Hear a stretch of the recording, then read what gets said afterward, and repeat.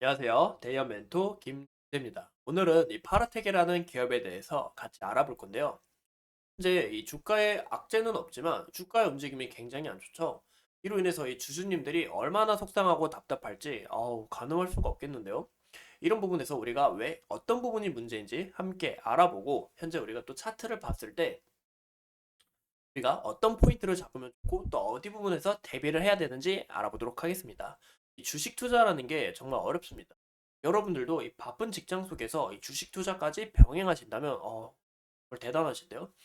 근데 이제 주가라는 게 갑자기 이유 없이 오를 때가 있고 이유 없이 떨어질 때가 있습니다.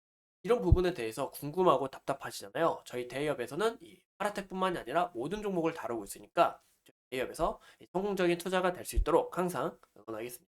그럼 같이 바로 알아볼까요? 이 파라텍의 공시사항을 보시면 현재 거래 정지가 되어 있는 EQ셀이 있죠. EQ셀에 대한 이 지분 매각 추진 이야기인데 이거는 뭐 나쁜 악재가 아닙니다. 보시면 EQ셀은 2차 정지 장비 업체로서 파라텍이 속한 힐컴소 시형 6.86%. 이야기는 굉장히 호재다, 나쁘지 않다라고 우리가 해석할 수 있는데 현재 이 주가의 움직임이 굉장히 안 좋죠. 이 부분에 대해서는 왜 이게 크게 문제가 되는 부분도 아닌데 이에 대해서는 알 수가 없겠고 또 이제 정정 신고가 나왔습니다.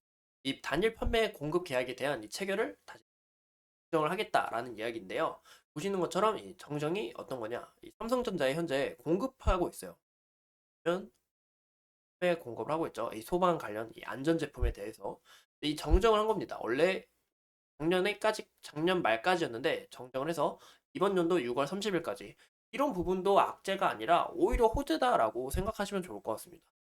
왜냐, 이 우리가 이 물건을 수주를 팔 때 한 번에 그 금액을 받는 게 아니라 금액을 나눠서 받잖아요. 근데 나눠서 받는데 작년 말에 끝나는 게 아니라 이제 정정해가지고 올해까지 올해 6월까지 이끌어서 금액을 차근차근 또 받는다는 얘기인데 이런 부분에서도 악재가 아닌데 도대체 왜 현재 이 주가가 움직임이 안 좋은지 알 수가 없을 것 같은데요.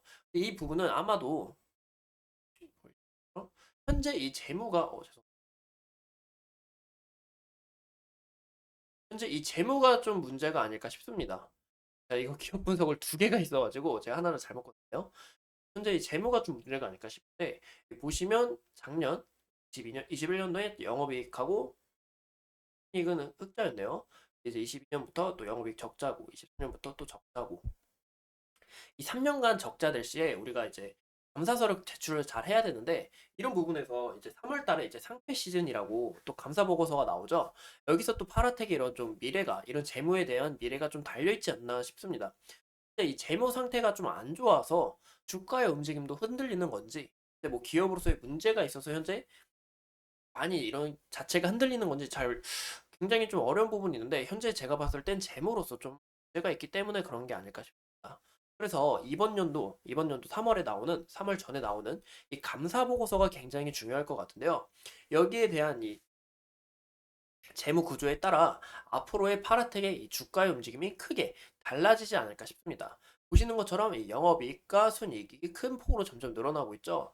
이런 부분에서 우리가 좀 주의를 해야 된다라는 것을 참고해 주면 좋을 것 같아요. 우리가 좀 약간 중요시 봐야 될 게 보시면 22년도에 매출액이 2,141억이었어요. 근데 보시면 순이익이 마이너스 55억이었죠. 근데 매출액이 이거밖에 안 됐는데 소폭인데 당기순이익이 더 크게 늘어났다. 이런 부분에서는 우리가 좀 더 주의를 해야 된다. 현재 이 기업의 상태가 재무 상태가 정말 안 좋다라는 거죠. 현재 보시면 부채 비율도 유동 비율은 점점 줄어들고 있는데 이 부채 비율도 점점 늘어나고 있다. 현재 이 기업으로서의 상태가 좀 불안정해서 이런 부분에서 주가가 떨어지는 게 아닌가 하고 우리가 또 예측해 볼 수가 있겠죠. 또 이 파라텍은 이 한동훈 관련주로도 우리가 속해 있다고 했잖아요.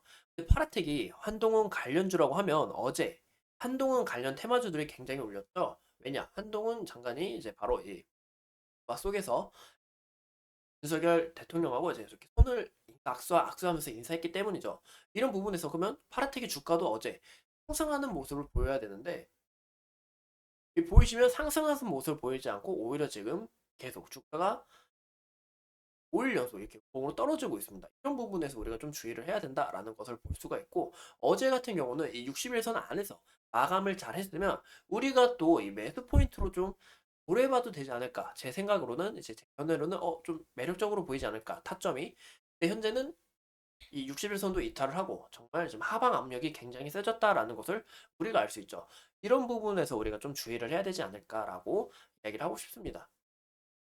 보이시면 이제 121선하고 이제 서서히 맞닿으려고 하는데 120선을 만약에 이탈하게 될 경우 아니면 맞닿게 될 경우 결국엔 다시 이제 공전주가 되는데요. 천원에서 이런 부분에서 우리가 좀 더 불안정할 수밖에 없고 진짜 이 하방 압력이 굉장히 센 만큼 내일의 주가도 움직임이 좀 저조할 수는 있겠지만 이 기술적 반등이라는 게 또 있기 때문에 121선을 닿기 전에 추가적인 반등이 나오는 이런 그림을 나타내지 않을까라고 보고 있는데요. 하지만 이렇게 예측을 해도 주가라는 게 정말 하루하루 달라지죠. 우리가 함부로 뭐 예측할 수도 없고. 하지만 이 기술적 반등으로서 이 121선을 맞닿거나 맞닿기 전에 추가적인 반등이 한번 나오지 않을까라고 이야기를 드리고 싶습니다. 만약에 우리가 추가적인 상승을 기대해 보려면 이 1250원, 1240원의 이 매물대를 어느 정도 소화를 해야 되는데 현재 이 하방 압력이 굉장히 세기 때문에 우리가 이런 부분에서 우리가 좀 조심을 해야 되지 않나, 우리가 좀 주의를 해야 되지 않나라고 이야기를 드리고 싶은데 이 보시면 외국인들의 이런 물량은 아직 남아 있는데 개인의 물량은 다 빠져나갔어요. 이런 부분에서 아직 외국인 물량도 남아있기 때문에 우리가 한 번쯤의 반등은 어느 정도 기대를 해봐도 좋지 않을까라는 거 참고해 주시면 좋을 것 같아요. 그리고 어제 이렇게 한동훈 관련주로 떴으면 정테마주로 떴으면 이렇게 어제처럼 이렇게 긍정적인 흐름이 나와야 되는데 흐름이 나오지 않았다는 거죠. 이런 부분에서 우리가 좀 주의를 해야 되고 근데 이 정치 테마주로서도 이제 좀 재료가 어느 정도 소멸이 된 것 같고 현재 이 재무적으로서도 아까 보여드린 것처럼 이번 3월 달 전에 나오는 이 감사 보고서가 굉장히 중요하기 때문에 우리가 현재 이 재무를 보는 것이 우선이다라는 거 우리가 참고하시면 좋을 것 같습니다. 현재 이 주가의 움직임이 재무가 좀 안 좋거나 흔들리기 때문에 이런 부분에서 좀 움직임이 저조한 게 아닐까 일단 이렇게 말씀을 드리네요.